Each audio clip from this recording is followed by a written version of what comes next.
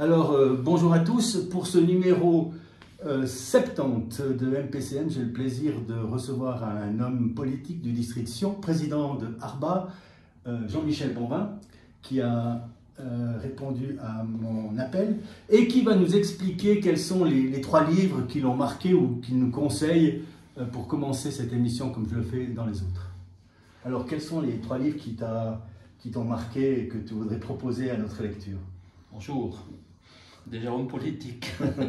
Nous parlerons de politique. Voilà. Non, mais je ne suis pas un homme politique.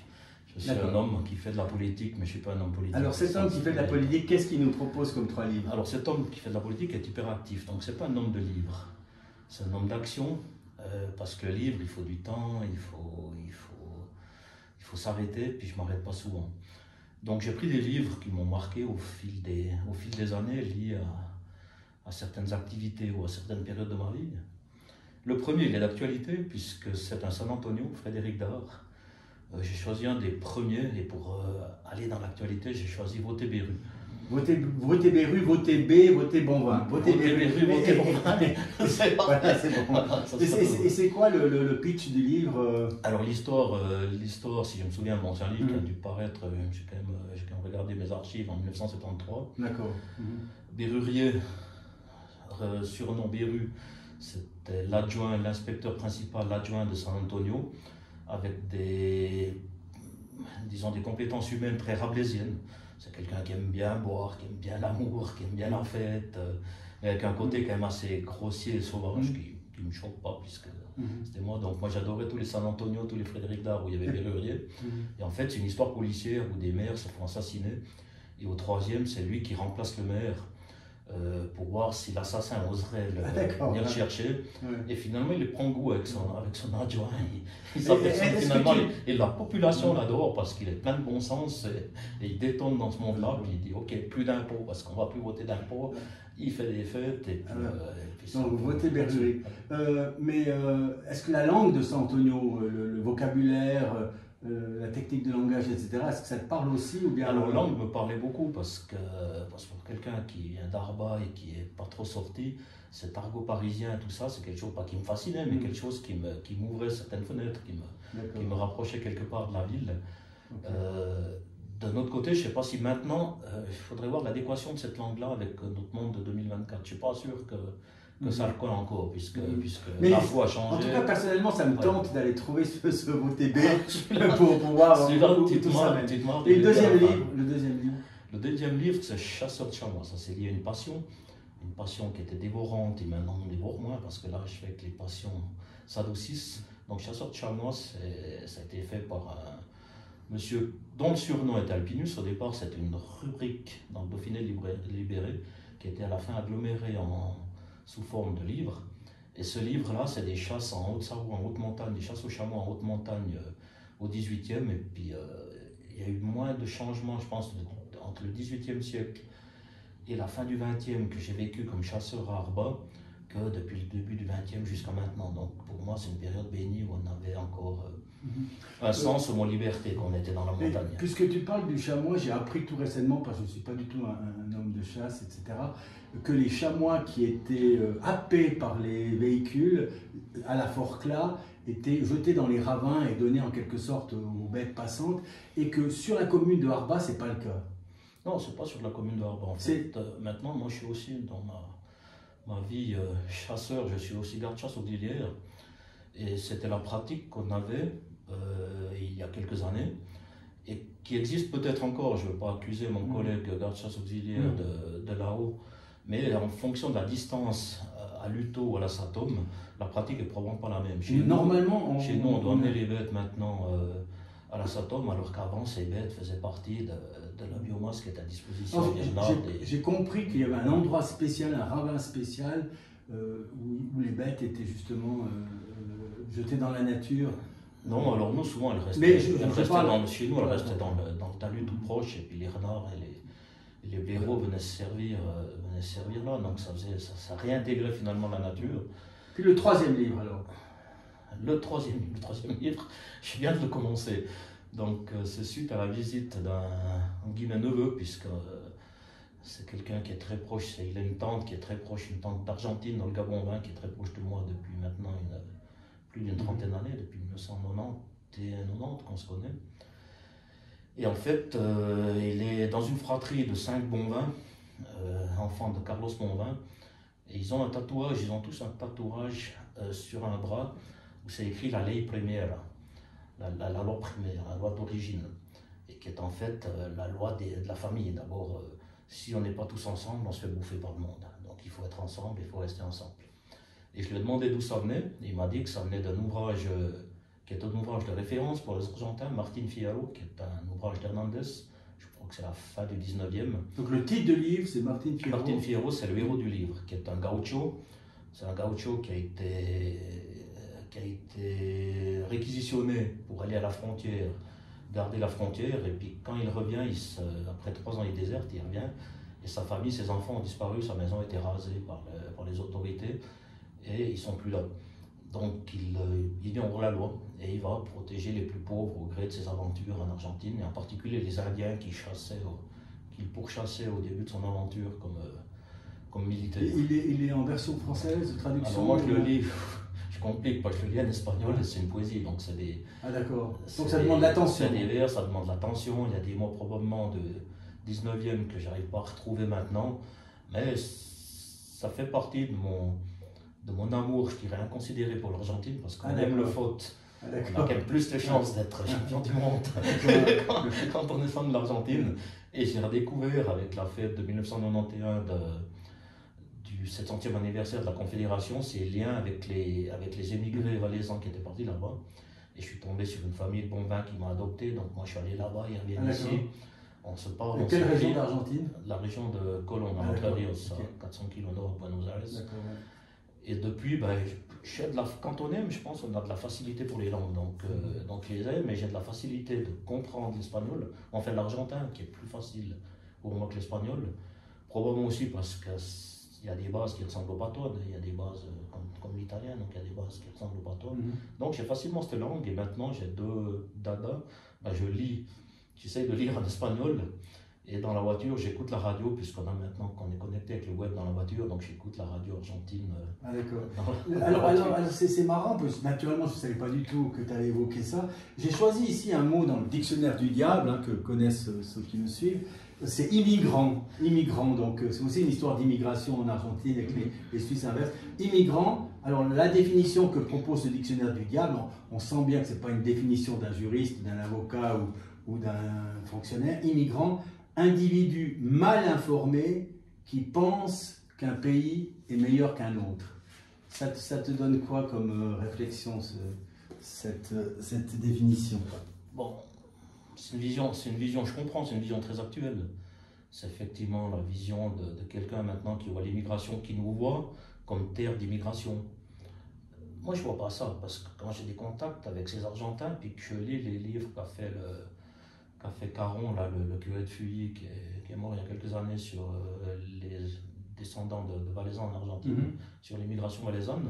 Moi, je me mets à leur place, eux qui sont partis, parce qu'il n'y avait pas assez de place ici, parce qu'ils crevaient un peu la dalle. Ce n'est pas les plus pauvres qui sont partis, contrairement à ce qu'on croit, mais ils sont partis chercher fortune ailleurs, parce qu'ici, ils étaient limités dans leur envie de se développer, Donc, c'est toujours dans les deux sens. Nous ici, on a la mémoire un peu courte, mais on était beaucoup plus longtemps terre d'émigration que terre d'immigration. Donc maintenant, on devrait des fois être un peu plus compréhensif, même si des fois, je comprends tout à fait qu'on ne peut pas sauver la planète. Alors, oui, ça c'est la fameuse phrase de Roca, on ne peut pas accueillir toute la misère du monde. Mais la Suisse donc, a récemment changé la loi sur l'immigration, les étrangers, etc. Et on est confronté, encore récemment, j'ai eu des cas dans ce sens, à des étrangers dotés du permis C, 40-50 ans, qui ont toujours vécu en Suisse, qui peuvent être portugais, italiens, espagnols, et qui ne parlent pas la langue de leur pays, qui vont pratiquement jamais, par exemple au Portugal, le dernier cas que j'ai eu, et qui sont débiteurs de manière assez importante de l'aide sociale. Et au bout d'un moment, il y a des jurisprudences qui sont sorties en disant, eh bien, c'est un des motifs pour dire, eh bien, votre permis C on ne vous le renouvelle pas et on vous demande gentiment de rentrer chez vous. C'est quoi ton appréciation sur cette manière légale aujourd'hui de voir? On m'a dit, je n'ai pas vérifié le chiffre, on m'a dit récemment, quand j'ai invoqué ça devant des gens qui sont encore beaucoup plus que moi sujets à ces opinions, on me dit qu'il y a à peu près, depuis le changement de loi, 20 000 cas en Suisse de décisions de ce type pour demander justement à des étrangers qui sont intégrés complètement, puisque là on est en train de parler de portugais, etc., et qui ont choisi de ne pas être naturalisés suisses. C'est compliqué. Et si je suis honnête, probablement que si on me demande mon avis sur le principe, je dis c'est normal. Et après, chaque cas que je vais connaître, je vais dire c'est pas normal. Tu es un peu comme tout le monde. Ouais. Donc on n'est pas raciste, donc on est tous un homme. Donc il faut prouver qu'on n'est pas raciste. Donc c'est compliqué, on est sur cette limite. Moi, ce qui me gêne le plus dans la problématique de l'immigration, c'est le mélange des genres. C'est qu'on sait pertinemment qu'on a beaucoup plus de la moitié de l'immigration qui est une immigration économique et qu'on cache sous de l'immigration, je dirais classique, sous de la persécution, des choses comme ça. Je préférais qu'on soit beaucoup plus clair et puis qu'on accepte des gens en fonction de leurs compétences, de leur qualité, de leur travail. Maintenant, quelqu'un qui a l'âge social à 40-50 ans, il a une histoire, il a quelque chose derrière. Évidemment, il y a des histoires catastrophiques. Des histoires catastrophiques. Parce que finalement, la question quelque part que ces gens qui ont la possibilité de façon relativement simple de devenir suisse ne le fassent pas. Voilà. Moi, je pense qu'à un certain moment, au départ, quand on devait choisir entre un pays et l'autre, le cœur, si on parle du foot, on parle du Portugal, il ne va jamais lâcher son équipe du Portugal. Surtout que maintenant, il y a la double nationalité possible. La double nationalité, on devrait faire cet effort et puis s'intégrer à part entière. Mais est-ce que, effectivement, parce que ça, c'est. J'ai des discussions notamment avec mon épouse qui a ton positionnement, on va dire.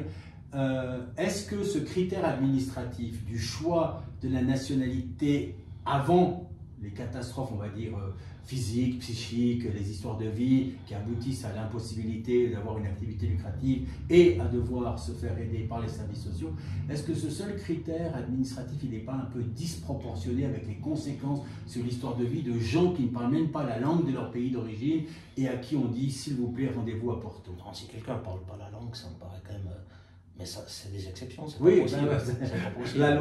Donc il n'y en a pas beaucoup des comme ça. Donc, là, je ne dis pas qu'il y en a 20 000, mais il y en a. Autres, des exceptions, mais il y en a quelques-uns. Donc quelqu'un qui ne parle pas la langue et le renvoyer chez lui comme ça froidement, je pense qu'on a intérêt à le remettre au boulot ici, ou à le réintégrer ici. Bon, naturellement que ces gars-là sont tout proches de l'AI, sont tout proches de solutions médicales difficiles. Après, on a quand même un souci qu'il faut, duquel on ne peut pas passer à côté, c'est qu'il y a des mentalités qui ne sont pas les mêmes que nous. Et si effectivement cette personne n'a pas voulu s'intégrer, il y a toujours la mentalité de son pays en disant pendant que l'État donne, je prends. Moi, je peux être assez rude avec cela. Et alors ce matin même, d'ailleurs, j'ai été confronté à une audition au ministère public avec une personne de Syrie, apatride parce qu'elle est palestinienne, et puis elle est là depuis 6 ans. Mais il y a des cas encore plus conséquents que là, qui ne parlent pas français. Après 6 ans ici. Est-ce que tu arrives à excuser en disant, mais quand même, ils ont eu des traumatismes tels que finalement, c'est peut-être ça qui les a conduits à ne pas avoir cette intégration langagière? Je ne sais pas, je ne sais pas si c'est lié au traumatisme. Moi, j'ai fait la première audition pour naturaliser un couple qui était en Suisse depuis 25 ans. J'ai dû la faire en allemand, il y a quelques mois. Donc ils ont le droit parce qu'en Suisse c'est une langue officielle, donc c'est des Allemands. Ils habitent à Rouen depuis 25 ans, j'ai dû faire l'audition en allemand. Ils ne sont pas traumatisés. Des fois, après, on veut s'intégrer, on s'intègre, on ne veut pas, on ne s'intègre pas. Maintenant, il faut avoir un cheminement, je comprends pas. Un regard sévère. Qui vient ici tout seul, perdu, il peut après 6 ans ne pas parler la langue. Moi, mais il y a des l'Argentine, je suis allé après 1 heure, je parlais l'espagnol. Oui, non, mais il y a une famille, je pense à une famille syrienne qui vit ici et qui finira sa vie ici. On est plutôt proche de 20 ans que de 5 ans. Hein. Moi, ce qui le père et la mère ne parlent pas du tout, alors ça, français. Où je suis beaucoup plus sensible, c'est si la mère, si c'est contre son gré qu'elle ne parle toujours pas le français. Mais que les deux, qu'il n'y ait pas un des deux qui ait au moins contact avec la société.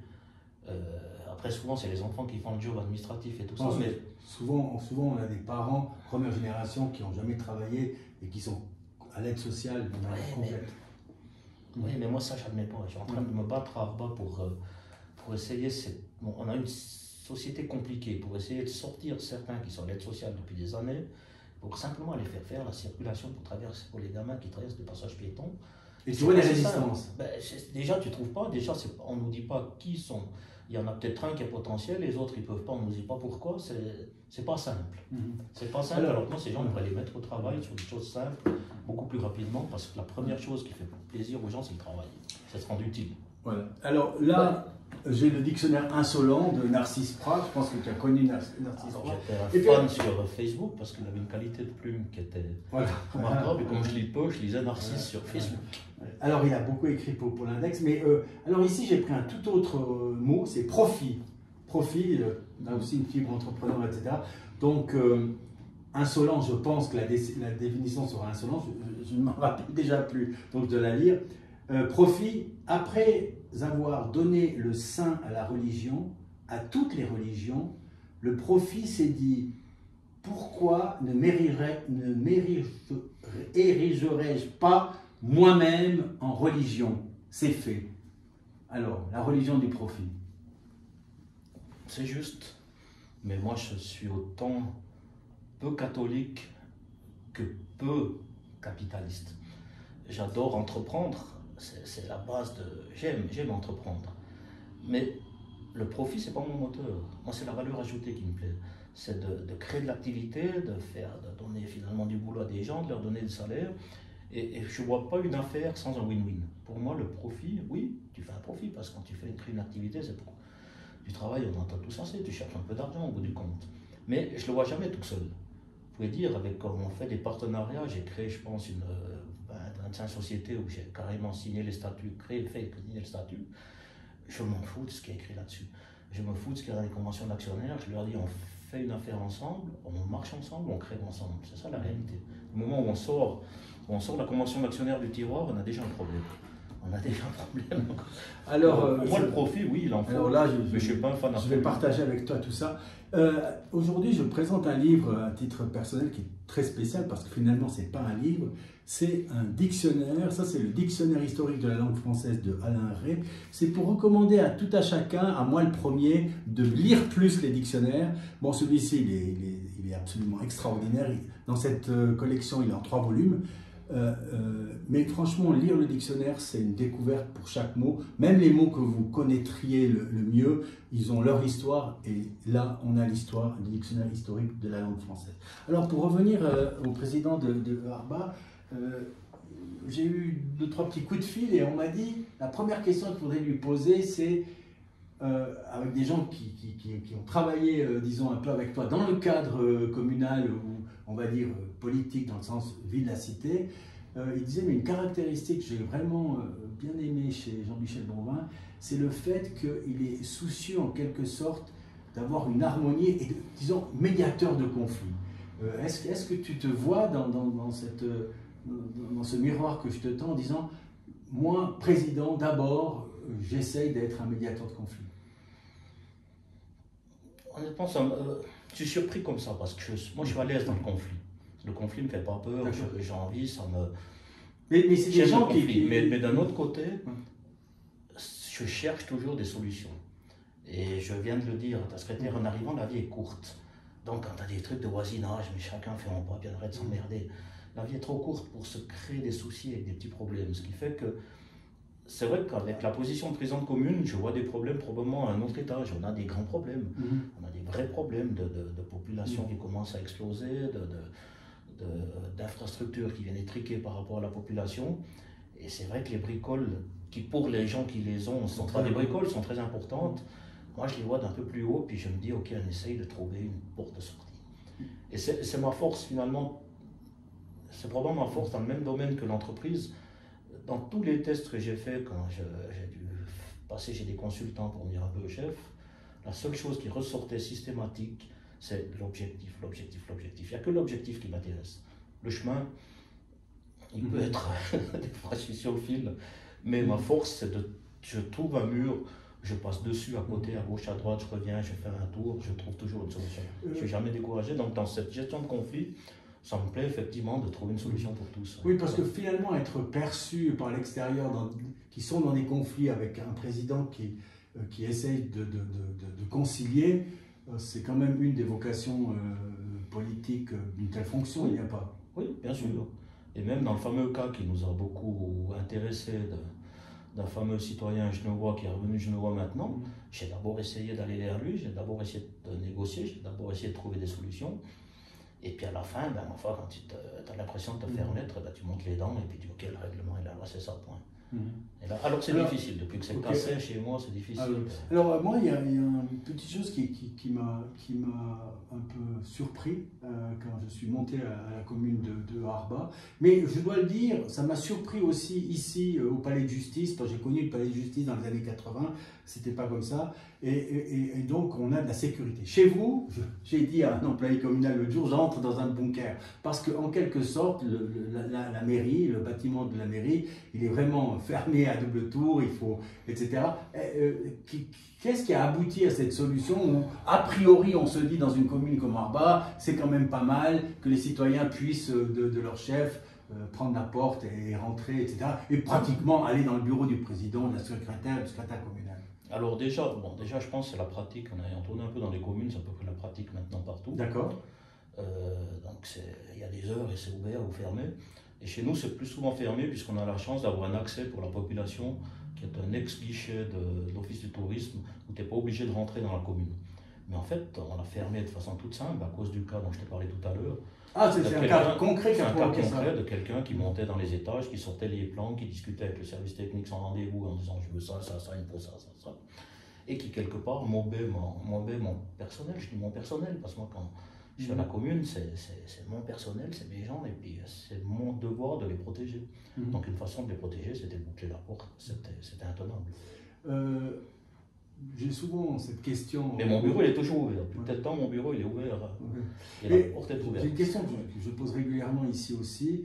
C'est quand tu jettes un regard en arrière sur Jean-Michel Bonvin à 10 ans, est-ce que ce Jean-Michel Bonvin à 10 ans, il a eu une expérience qui fait que par rapport à son profession, à sa carrière, là je parle sur le plan professionnel, il est celui qu'il est aujourd'hui? Est-ce qu'il y a eu quelque chose, un déclic ou quelque chose qui a pu se passer ou qui t'a marqué et qui fait que tu es dans cette position professionnelle, etc. Moi, je ne regarde jamais en arrière. Mais si tu veux, le début, moi j'ai commencé, je suis un fils un peu retardé, mais un fils montagnard de mai 68. D'accord. Donc, quand j'ai commencé à bosser, je cherchais du job qu'on me paye en échange avec du temps libre et puis une façon de pouvoir. Après, j'ai cherché mon positionnement professionnel. Après, j'ai commencé à prendre goût à mon travail parce que j'aime toujours ce que je fais. Donc, j'avais du goût à mon travail. Et à un certain moment, j'étais dans un contexte où le sous-chef devenait chef et ainsi de suite. Et à un certain moment, je me suis dit, un peu comme a dit un copain qui se reconnaîtra peut-être, qui habite maintenant du côté de Vétro, entre lui et moi, j'ai choisi moi. Parce que j'estimais que c'était le moment de faire un pas en avant pour l'équipe et pour moi. Et je ne voulais plus entrer dans cette routine où le sous-chef devenait chef. Et puis je me suis dit, je ne veux pas vivre 30 ans avec lui, ça ne va pas le faire. Donc j'ai commencé comme ça un peu par hasard parce que je sentais qu'il fallait que je le fasse pour mieux vivre finalement, parce que je pourrais mieux assumer cette tâche que lui. Et puis après j'ai continué parce qu'on prend goût à un certain moment à la gestion des personnes. Donc moi j'ai fait un MBA à Genève. Pourquoi j'ai choisi Genève? C'est pas parce que j'apprécie particulièrement Genève, quoique c'est une belle ville, mais parce que la deuxième année, la partie deuxième année était une option. On pouvait choisir contrôle de gestion, gestion de projet. Et moi, j'ai choisi ressources humaines, parce que gestion de projet, je savais faire. Et contrôle de gestion, c'est une ressource qui est très importante dans une entreprise, mais qui s'achète finalement. En contrôleur de gestion, on le trouve sur le marché, il y en a des bons et des excellents. Donc je me suis dit, je n'ai pas d'intérêt, moi, à aller me lancer dans cette branche, alors que la ressource humaine, j'ai toujours mon côté mai 68. Je me suis dit, si j'ai 10 personnes et que j'arrive à en tirer 10% de plus, moi, j'ai plus besoin de bosser. J'ai fait mon job. Donc c'est vraiment cette passion pour la nature humaine, pour que les gens ils soient bons dans leur contexte. Et j'ai une immense chance maintenant, parce que j'ai une petite entreprise que je gère comme administrateur délégué. avec des gens qui ont une totale liberté, mais qui me la rendent au centuple. Donc on n'a pas de contrôle d'eux, on peut faire ça dans une petite structure, je ne dis pas qu'on peut faire ça à l'état du Valais ou n'importe où, mais j'ai une entière confiance dans les gens qui travaillent avec moi. Ils s'organisent comme ils veulent, d'un point de vue timing, d'un point de vue tout. Ils ont leurs contraintes, mais les règles du jeu sont claires. Si tu ne t'intègres pas et que tu ne fonctionnes pas comme notre groupe veut que ça fonctionne, ben tu vas ailleurs. Sans méchanceté, sans rien. Parce que quand on parle de ressources humaines par les temps qui courent, avec ces burn-out, ces pressions psychologiques, etc., c'est souvent des lieux de pouvoir, disons, pas très agréables, on va dire, pour prendre un euphémisme. C'est quoi ton regard? Alors moi j'ai une autre vision, c'est que une sorte de sergent-major. Oui, on confond souvent la première personne responsable des ressources humaines dans une entreprise, c'est le chef. Et souvent, en particulier dans les grandes entreprises, on a délégué cette fonction à un DRH, à quelqu'un qui vient du support, et pas de la ligne. Et moi, c'est la ligne. Le premier chef, c'est la ligne. Moi, le jour où un des responsables chez moi ou un chef a besoin des ressources humaines pour licencier quelqu'un puis qu'il n'ose pas venir, je me dis, il n'est pas à sa place. Donc, le premier chef, c'est la ligne et c'est là que ça se passe. Les ressources humaines, c'est un support technique qui, dans des cas difficiles, t'apporte d'excellentes solutions. Mais les décisions et l'entourage finalement du collaborateur, ça doit être le chef. Alors après, on est dans un siècle compliqué où je ne sais pas où va notre jeunesse. Moi j'ai des gens formidables parce que je les ai choisis, qui ça se passe très très bien. Mais c'est vrai qu'à la commune, sur certaines branches, des fois je vois des gens qui... Il y a un absentéisme, ils ont mal à la tête, ils sont amoureux, ils ne viennent pas, c'est compliqué. Il y a cette idée qui circule, je pense, qui est fondée quand même sur le réel, que notre époque, celle qu'on vit par rapport aux anciens temps, c'est la perte de l'autorité, la perte de l'autorité du père, la perte finalement d'une sorte de valeur traditionnelle du chef. C'est quoi ton regard de chef sur ce délitement en quelque sorte de la responsabilité d'autorité? Moi je maintiens le calme. Je suis un peu paternaliste, je suis un chef à l'ancienne, mais j'ai l'impression que mes enfants ont grandi avec cette autorité, puis que quelque part ils m'en sont reconnaissants, ils me font en tout cas pas la gueule de ce côté-là, mais pour moi c'est important, oui. Pour moi c'est important. Est-ce que c'est une défaillance sociale? Je pense que c'est une défaillance sociétale. Déjà par le fait que les familles sont moins nombreuses, donc maintenant chacun fait des génies, et pas rien qu'à l'école, aux fautes, dans les sociétés, tout ça, on a des génies parce qu'on en a juste un ou deux. Ouais, ça m'inquiète, ouais, ça m'inquiète. Avant, on comptait d'abord dans notre classe, je pense pas que c'était le même cas. Tu comptais les idiots, tu comptais ceux qui avaient de la peine. Maintenant, on compte les HPI. Donc, on a bientôt plus d'HPI que de Alors, au début, tu as dit que tu n'es pas un homme politique, mais je dois quand même. Oui. Comment tu es entré en politique finalement? Qu'est-ce qui t'a botté, qui fait que tu as ce désir et que maintenant il y a donc voter BRU. Bon, donc, oui, qu'est-ce qui fait que tu as eu cette fibre aussi? Disons, au niveau, je suis tombé dedans quand j'étais petit, parce que moi, le premier souvenir que j'ai de mes parents, j'étais dans leur lit un dimanche matin, et ils comptaient mes copains pour savoir quel serait le résultat des votations, je dois avoir 5 ans ou par là, 15 ans après. Donc ils faisaient déjà les résultats, ils se projetaient 15 ans après pour voir comment évoluait la TAN et la PORG. Donc on avait nos deux partis de famille, et ils disaient, bon, celui-là est de la TAN, celui-là est de la PORG, donc ils n'avaient même pas dans l'idée que quelqu'un pourrait changer. Après, bon, j'ai pris ça avec un peu plus de recul, puisque quand j'ai fait une expérience politique où je suis né PDC, je suis né de la PORG, donc j'étais PDC par définition. À Arba, dès qu'on passait au canton, tout le monde était PDC, dès qu'on montait au district, tout le monde était PDC. Mais j'ai choisi la mauvaise branche, j'ai choisi la branche chrétienne sociale, la branche jaune du PDC du Valais romand, et puis comme on était très fort mais peu nombreux. Ça vient plus à Christophe Darbellet, puisqu'il a choisi cette branche aussi, hein, à un moment donné. Ouais, alors, lui, comment il y est arrivé, je pense de la même façon, parce que son tonton était chrétien social, mais jusqu'à ce qu'on ait la scission, cette branche-là était quand même liée au PDC, donc finalement c'était quand même des voix, qu'elles étaient jaunes ou noires, ça leur plaisait quand même, parce que c'était des voix au majoritaire quelque part, et c'est à partir de la scission que ça s'est crispé. Et après, ce parti, il n'a jamais pu se développer. J'en ai une responsabilité, puis j'étais président un certain temps, mais bah, je ne suis pas un homme d'appareil, je ne suis pas un homme de parti, j'ai besoin de mon indépendance. Moi, je pense même maintenant, si je vais regarder le spectre des partis politiques, j'ai probablement autant d'UDC que de gauchistes dans ma vision sociétale de ce qui se dit. Parce que l'exercice du pouvoir te ramène quand même un peu à droite, hein, ça faut quand même dire ce qu'il y a quand tu... C'est la responsabilité qui fait ça, ou bien? Ouais, puis c'est le fait de voir certains qui profitent. Moi, autant je peux être social dans le sens où je suis tout à fait d'accord que je ne sais plus qui a écrit ou qui a dit que la qualité d'une société se vérifiait à la façon de traiter les plus faibles, mais autant les parasites ou les profiteurs, je ne peux pas les saquer. Les gens qui profitent du système, ça me gonfle. D'où des fois un certain mélange qui peut être pris pour du racisme, parce qu'il y a certaines sociétés où c'est un sport de... Moi j'ai eu des employés, j'ai eu une employée dans le temps qui pensait que les 3 jours, pourtant elle avait plus 20 ans, 25 ans, qui pensait que les 3 jours de maladie c'était un dû, c'était comme des vacances, c'est normal. Arba, comme d'autres communes, c'est quand même une commune en partie touristique, et puis on a dû faire... On a été contraint de faire ces changements d'affectation de zone, etc.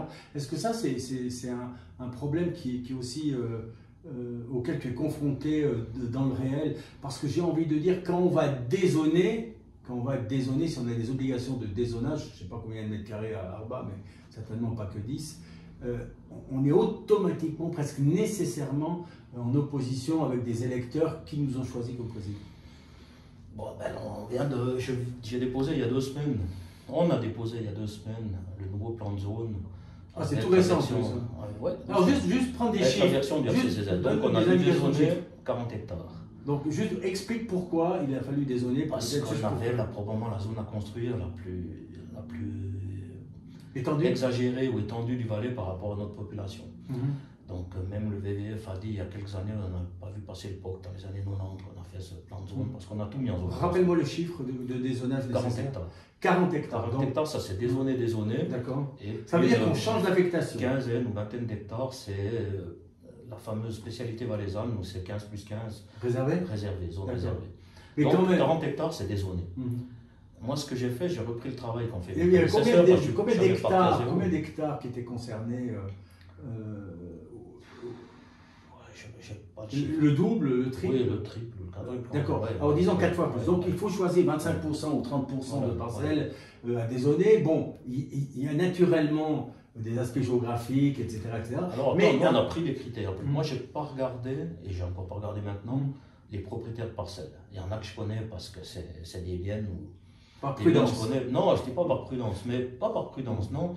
J'aime garder mon libre arbitre. Je n'ai pas envie de me faire polluer quand je fais ça. Donc on s'est assis au conseil communal, le travail était en cours. Donc la première chose, où les gens disent j'ai eu un coup de génie, j'ai pas eu un coup de génie, j'ai simplement constaté qu'il y avait 13 hectares de haies bosquées à protéger qui avaient été délimités dans la première approche de rédaction du plan de zone. Ça veut dire qu'ils étaient considérés comme des zones qui étaient encore constructibles, mais qui étaient des haies protégées. Je dis du moment où c'est une haie protégée et qu'on ne peut rien y faire, pourquoi pas la dézoner? Et effectivement, là, on a gagné 13 hectares, ce qui nous permettait, sur les 40, de... Et assez compréhensible pour le propriétaire. Pas tous, malheureusement, puisque j'ai quand même eu 40 oppositions, 45 oppositions, la moitié sont réglées parce que c'était des boycotts, et puis il reste encore une série. Quand on commence à toucher aux particuliers, ça devient compliqué. Et ça a été le début de mon histoire aussi, avec toujours mon fameux Genois qui est venu là-haut. Donc ça nous a permis de trouver 13 hectares. Et les 27 autres? Et les 27 autres, avant de passer à la phase pratique, on a dit on fixe des critères pour en tirer. Donc on a fixé 3 critères relativement simples. Proximité du centre du village, géographiquement. Fait des ronds. Donc là, en gros, c'est toutes les communes ont choisi ça aussi. Alors après, on a mis possibilité, ce qui était quand même un peu nouveau, pour les gamins d'aller à l'école à pied. Donc partout, les gamins peuvent aller à l'école à pied. On a dit ça, c'est prioritaire, on ne va pas dézoner. Et le troisième, on a mis proximité des transports publics. En disant que si c'était dans une zone qui n'était pas proche du village, mais qui avait quand même des arrêts de bus... On zonait là? On restait en zone. On restait en zone. Et après, c'est presque venu naturellement. Après, il y a l'aménagement du territoire où on nous aide, où c'est des bureaux qui nous aident. Où malheureusement, les gens avaient des 50 000 mètres carrés pas construits. Ben ça passe à la trappe parce que c'est du... Donc ça, c'est un travail de plusieurs années, on est d'accord? Ah oui, ben, moi j'ai commencé j'ai pris en marche un train qui était déjà en route et on l'a déposé il y a quelques semaines. Ouais. Pour obtenir la validation Alors maintenant, c'est en consultation au canton. Je pense qu'on en a pour une douzaine de mois. C'est ce qu'on nous dit en consultation dans tous les services du canton. Si c'est bon, si je ne sais pas si on a bien fait, mais j'ai été conseillé par des avocats, ça doit être bien. On a découplé l'aspect haies bosquets de l'aspect plan de zone, ce qui fait que maintenant on traite les recours des haies bosquets, puis ça, si ça c'est derrière, on a plus de discussion, c'est les haies bosquets dans le plan de zone. Donc on a ces 13 hectares qui sont garantis. Si ça ne passe pas, si par hasard il y a certaines oppositions qui sont fondamentales contre le dézonage des haies bosquets, ben là il faudra retrouver 13 hectares dans des zones déjà construites, on n'a pas le choix. Donc c'est des zones construites, on dézone des zones construites. Il y a des zones qui sont déjà passablement construites, qu'on doit dézoner parce qu'il y a encore des espaces, il y a encore des terrains construits, et puis voilà. Donc, et moi quand les gens me disent, moi j'ai de la chance parce que j'ai hérité d'un terrain que mon papa a acheté, heureusement pas trop cher, mais il a quand même payé quelques dizaines de francs le mètre carré à un vieil oncle. Il fait 2600 mètres carrés, puis lui il est dézoné clair et net, donc il n'y a pas de discussion. Donc je dis aux gens, ben à la fin on fait une fête, on met tout ça dans un pot, puis on enterre, et puis on dit on pleure, et puis après on boit. Donc aujourd'hui, si nous disons voter B, c'est parce que tu dis que tu as quelque chose à apporter lors de la prochaine législature. Tu es un homme d'objectifs. Alors c'est quoi ton objectif pour la prochaine législature? C'est déjà finir ce chemin d'aménagement du territoire, qu'on puisse finir sur des bassins. Après on a toute la ça dépend plus de toi, hein? Oui, non, après il y a la mise en enquête. Non, après il y a la mise en enquête qui revient chez moi, il y a l'assemblée primaire, il faut faire passer un plan de zone à l'assemblée primaire. Avec le règlement des constructions, ceux qui veulent les toits pointus, les toits plats, les machins, tout ça. Non, c'est pas donné. Donc ça, c'est un de tes objectifs? Ça, c'est un de mes objectifs, parce qu'on est en plein dedans, et puis je pense qu'il faut finir. Celui qui revient là, il remet comme moi 2 ans à comprendre comment ça marche, et puis tu vas perdre un moment. Après, on a quand même le centre du village là qui est en parfaite mutation. On a un projet d'agrandissement de l'école qui va démarrer d'ici quelques mois, j'espère. On a un projet de parking souterrain juste en face sous l'école, avec réfection de la cour et sortir, continuer ce qu'on a commencé, c'est-à-dire de sortir définitivement les voitures de la cour d'école et de faire un espace un peu plus gai que maintenant pour ces gamins, puisqu'ils puissent jouer et s'amuser dans des conditions mieux que du goudron bête et méchant, comme c'est maintenant. Et après, les objectifs, il faut les voir avec mes collègues. Je ne suis pas tout seul. Les gens croient toujours que je fais tout seul à cette commune. Et c'est pas vrai. Je suis plutôt quelqu'un de consensus. J'aime bien me nourrir de ce que font les autres. Je me nourris aussi c'est pas du conflit, de leurs idées, propositions, de leurs idées ou de leurs oppositions. Je me nourris aussi de leurs oppositions, parce que ça me fait avancer mieux et tout seul. J'ai un souci de fonctionnement que maintenant je crois avoir réglé le plus ou moins, c'est que j'avance vite. Et souvent, quand j'arrive, je ne me rends pas compte que certains doivent digérer ce que moi j'ai déjà fait tout un chemin dans ma tête.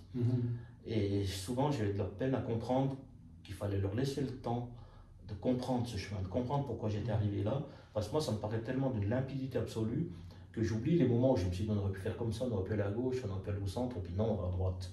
Enfin, non, j'ai rencontré des présidents de communes qui trouvent, là je passe à un étage supérieur, qui trouvent qu'ils ne sont pas soutenus suffisamment par l'État, le Conseil d'État, les services qui devraient soutenir les communes, et que des fois il y a une sorte d'opposition qui est plus de la collaboration. C'est quoi ton regard? C'est le regard opposé ou tu as fait des expériences dans ce sens ou dans le sens contraire? C'est une grosse machine, l'État, c'est devenu une grosse machine. Maintenant, moi, avec mon caractère, ça va pas, je descends et puis je dis. Et honnêtement, j'ai eu des résultats quand même assez positifs, que ce soit et des gens avec qui je peux, mais parce que c'est mon style d'aller, j'ai pas peur d'aller, de frapper à la porte et puis de monter jusque chez Dieu le Père, chez Christophe si c'est des écoles ou ailleurs si c'est d'autres départements. Mais moi, les cas que j'ai eu à régler, que ce soit avec des chefs de service, je les ai réglés, puis il y a satisfaction pour les parties. Donc là, tu penses que c'est plutôt une harmonie qui se passe entre la commune d'Arba et l'État du Valais? C'est mon style. Ça, c'est une de mes qualités, je pense, d'oser aller, d'avoir fréquenté, que ce soit à Fribourg, à Neuchâtel, quand même ces strates politiciennes jusqu'au national. Ou même je suis allé comme ça chez 2 conseillers fédéraux, là, je suis allé chez Maurer et Parmelin pour essayer de faire du photovoltaïque sur l'aérodrome de Payerne. Ben, je suis allé jusqu'à ce que j'ai un rendez-vous, puis je suis allé chez eux. Donc j'ai cette faculté d'être focalisé sur l'objectif, et s'il faut aller voir quelqu'un qui décide, je vais voir quelqu'un qui décide. Et du moment où on fait du top-down, avec les services de l'État, ça se passe beaucoup mieux que si on va gratter dans un bureau et puis qu'on essaye de passer par le bas puis remonter. Tu dirais Ça va plus que vite. ta modalité d'être chef, elle passe par des concessions Oui, ou bien pas? sûr. Ouf. Est-ce que Ça, tu dois avaler non. des couleuvres? Est-ce que tu Mais bien as sûr, beaucoup de des couleuvres? fois, même des soirs, ils font exprès pour m'emmerder. Il y en a 3 qui se mettent ensemble ils sentent que je fume. Et puis Et ils l'expérience. savent que j'ai très bonne mémoire, mais que je suis pas rancunier. Donc D'accord. après, je leur en veux plus. Je vais boire un verre, j'ai fait la gueule pendant une soirée. Et puis Mais après, j'oublie, puis je passe. tu fumerais rapidement sur le mode impulsif ou bien Non, je peux ou être c'est un assez- gars? non, je peux être. C'est une qualité ou un défaut? Non, ça c'est un défaut. C'est un défaut? Je devrais rigoler puis leur faire croire que ça me fait rien. Ouais. J'arrive pas. Ah, d'accord. Et puis alors, l'homme politique, tu es un homme d'exécutif aujourd'hui. C'est quoi ton regard sur le législatif? C'est-à-dire, là je parle même au législatif cantonal, communal, etc. Est-ce que fondamentalement, ce n'est pas des organes de ratification et en quelque sorte des prétextes à un fonctionnement démocratique, si je vais très loin? Ouais, des prétextes peut-être pas. Après, moi j'ai eu de la peine. J'ai fait une demi-période ou 2 tiers de période au Grand Conseil. D'accord. Alors, Donc, ton je suis arrivé au Grand expérience. Conseil. Au Grand Conseil, ben, déjà je me suis aperçu après une session que ça allait être long. Après, quand tu comprends le fonctionnement assez vite, tu te dis ok, il y en a 10 là-dedans qui servent à quelque chose et les autres ils lèvent la main. Donc c'est les chefs de groupe. Mais c'est pas un peu désespérant ça? Non, c'est le système qui est comme ça. C'est les chefs de groupe, c'est les présidents de commission de justice, présidents de commission, pas justice, mais justice un petit peu, mais surtout Cogès, finance, etc. Cogès et ça, tu as les présidents des grandes commissions et les chefs de groupe qui font finalement le grand conseil. Et après, c'est l'interaction de ces gens-là et les chefs de service ou le gouvernement qui fait finalement l'avancée de notre législation. Après, te dire si les autres ils sont utiles ou pas, tu me demandes mon avis, je dis non, mais c'est la démocratie. La démocratie, c'est des concessions, il faut que tout le monde se sente représenté, puisque si tu prends le petit groupe que je t'ai dit qui a de l'influence et qui fait la politique, qui fait notre législatif, c'est 10 personnes. Et 10 personnes sur tout le Valais, c'est pas beaucoup. Donc si tu veux pas que les gens se sentent exclus, tu es obligé de passer par ce 120, ou je sais pas combien ils sont, 130 députés avec les suppléants. Alors revenons à la commune. Est-ce qu'on peut dire que, parce que les délibérations ne sont naturellement pas publiques, on n'a pas des micros, des trucs, est-ce qu'on peut dire qu'il y a des échanges de débats, vraiment, disons, de vrais débats finalement, au sein du conseil communal? Ou bien... Oui, non, des vrais débats, mais on n'a pas de débat politique. Au niveau non, je ne parle pas. C'est de la gestion, et c'est des avis différents surtout les points les plus chauds, je dirais, c'est quand même les constructions, où on a des appréhensions différentes entre ceux pour qui le règlement, c'est le règlement, et on a un endroit qui a beaucoup de valeur par son cachet, et on aimerait le garder, mais après il faut vivre aussi avec l'évolution technologique, avec les panneaux photovoltaïques, avec des fenêtres isolantes et des choses comme ça. Donc, quelque part, moi je fais un peu moi j'aime mon patrimoine, j'aime assez ce qui est cohérent et que ça reste comme ça. D'un autre côté, je suis très technique et très technologique, donc je fais un peu le pont entre ces deux versions. Je fais souvent le grand écart au conseil, mais on a des vrais débats là-dessus, entre la permissivité et la Duralex et Lex. Puisque tu as utilisé là le signifiant construction, il y a une question qui me vient à l'esprit là maintenant. C'est quoi ton regard de président de commune finalement quand tu... je dois sourire parce que quand tu vois, on va dire, les illicéités cumulées de ces grandes communes très riches qui ont, on va dire, je crois que c'est un fait de notoriété publique, dépasser, on va dire, le tolérable dans les octrois d'autorisation de construire, etc. Est-ce que finalement, j'ai envie de dire, est-ce que Jean-Michel Bonvin eût-il été né à Verbier, est-ce qu'il peut imaginer que les pressions, on va dire économiques, etc., cet argent qui coule à fond beaucoup plus qu'en Anzère, par exemple, est-ce que c'est ça qui, dans ton imaginaire, puisque tu n'es pas dans les dossiers eux-mêmes, comment tu apprécies ça comme homme politique et citoyen d'ici? Non, pour moi c'est un pur scandale. Maintenant, il y a 2 positions. Si on m'avait mis à Verbier, probablement, j'aurais fait le ménage, je me serais fait virer après 4 ans, j'aurais nettoyé. Si j'étais né à Verbier, je ne peux pas dire comment j'aurais fait. Quand tu es dans un système, c'est pas la même chose. Si tu as grandi, moi j'ai quand même une faculté, je crache pas dans la soupe. J'ai de la peine à cracher dans la soupe. Et si tu as grandi, tu as été nourri par ça, si... Moi j'ai des copains avec qui, même à l'Uni, j'ai eu des discussions homériques parce que quand tu as grandi, la promotion immobilière, tu ne peux pas cracher dans la soupe. Alors moi je comprends. Non mais cet argument-là, je le comprends, je l'admets tout. Et alors chaque fois quand j'ai cet argument, je dis c'est comme quand on est sur l'autoroute, on roule à 110, 120, 140, mais il y a un moment donné quand tu es à 200 à l'heure à l'envers sur l'autoroute, j'arrive plus à recevoir. Je suis d'accord. Non, je comprends. Mais si tu me poses la question, qu'est-ce que j'aurais fait? Probablement que j'y serais pas allé. D'accord. Si j'avais été dans le système, j'y serais pas allé. J'aurais peut-être fait le peu courageux en laissant ce problème à d'autres. Après, tu peux pas mettre la faute aussi sur le dernier, c'est facile. Quand tu as eu un système qui s'est alimenté pendant 40-50 ans, le dernier, il fait que suivre. Tu peux pas tout régler. Moi, je vois, il y a plein de choses que j'aimerais régler. Je suis en train de régler ce qui est miraculeux, l'histoire des sources d'eau que nous ont piqué les Sédunois il y a 450 ans. Je suis en train de régler maintenant avec la ville de Sion, la bourgeoisie d'Arba et la ville de Sion. J'aime les choses qui sont claires, mais tu ne peux pas tout régler. Tu peux pas tout régler. Donc il y a des choses, des problèmes dont j'ai hérité, j'ai rêvé de les régler, puis je ne les réglerai pas. Je fais comme les autres, je les laisse au suivant. Je suis curieux, qu'est-ce que tu as voté toi, je crois que c'était en 1992, sur l'entrée de la Suisse dans l'espace économique européen? À l'époque, j'ai voté oui. Tu as voté oui. Aujourd'hui, si tu devais refaire cette votation aujourd'hui, est-ce que tu changerais d'avis? Je ne sais pas, l'espace économique européen, c'est quoi maintenant? D'accord. Moi, à l'époque, cette construction. Mais aujourd'hui, tu fais partie des 80%. Finalement un contrepoids, on peut dire comme ça, un contrepoids à l'Europe sans être vraiment dedans. Cette organisation, parce que le fait qu'on soit européen, il est clair, on ne peut pas nier qu'on est européen. On est au cœur de l'Europe, on est des Européens, qu'on le veuille ou non. Après, maintenant, dans les circonstances actuelles, et quand je vois ce qui se passe en Europe, je suis content d'être dehors. Mais par contre, je suis un farouche défenseur d'une collaboration et d'une saine cohabitation. Ces accords, pour nous, ils sont vitaux, d'un point de vue économique surtout. Mais qui dit accord dit également concession. La vie, c'est des concessions. Ouais. La vie de famille, c'est une concession. Les enfants, c'est une concession. Est-ce que la Suisse est prête à faire ces concessions? Les derniers échos, ils semblent que oui. Ouais. Les derniers échos, ils semblent qu'on s'achemine vers une solution. C'est tout récent. C'est très récent. Ouais. Très récent. Voilà. Moi, je pense qu'on n'a pas le choix. Tu dois faire des concessions. Alors, tu as parlé en cours là de ton amour pour l'Argentine, etc. Donc, je pense que c'est l'amour pour Maradona. Maradona. Alors, d'ailleurs, ma sonnerie de téléphone, c'est la chanson de. Ah, c'est vrai.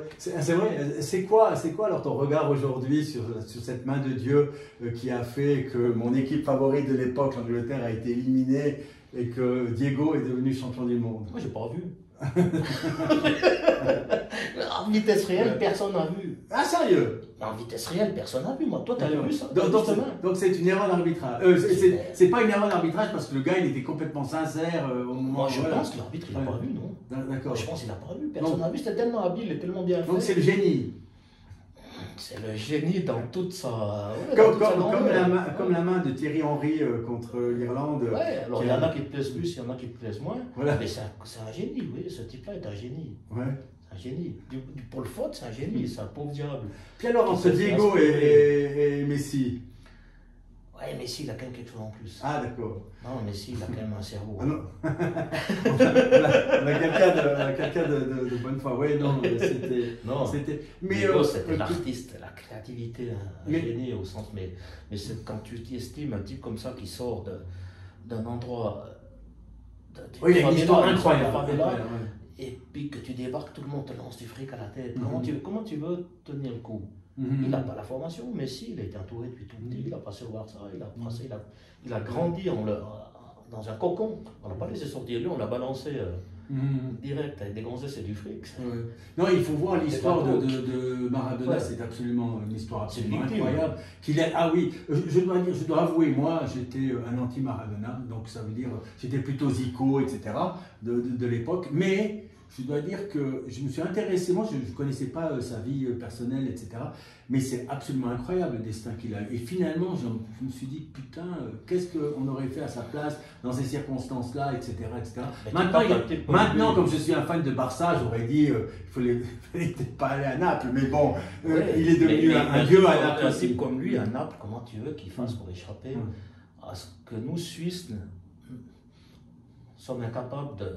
On est incapable, les Suisses, de donner des limites à la mafia. On en a encore découvert en Martinique il y a quelques semaines.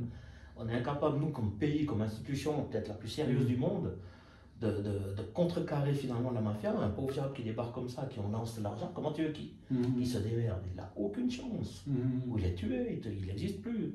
La seule chose qui l'a fait survivre là-bas, c'était je pense que c'était le Jésus du coin. Alors, un grand merci à toi et merci pour ce moment. C'était plaisant. Merci bien.